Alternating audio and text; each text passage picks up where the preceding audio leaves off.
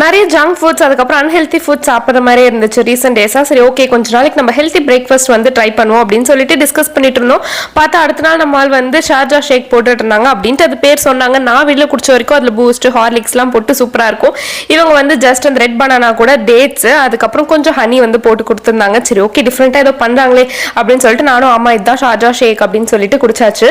என்ன இது வந்து ஹெல்த்தி பிரேக்ஃபாஸ்ட்டாக தான் இருக்குமே தவிர டயட்க்கு எதுவும் ஹெல்ப் பண்ணாதுன்னு நினைக்கிறேன். வெயிட் லாஸ்க்கு உங்களுக்கு ஏதாச்சும் ட்ரிங்க்ஸ் இல்லை ஷேக்ஸ் அதாவது ட்ரை பண்ணிட்டு இருக்கீங்க, அது வந்து போத் ஹெல்த்தியாகவும் இருக்கு வெயிட் லாஸ்க்கும் ஹெல்ப் பண்ணதை தயவு செஞ்சு கமெண்ட்ல சொல்லுங்க. ட்ரை பண்ணி பார்க்குறோம். ஏன்னா நட்ஸ் எடுத்துக்கலாம்னு பார்த்தாலும் அதுவுமே நிறைய ஃபேட் இருக்கு அப்படின்னு தான் சொல்றாங்க. இப்போ என்னதாண்டா சாப்பிட்றது வெயிட் லாஸ்க்குன்னு தெரியல.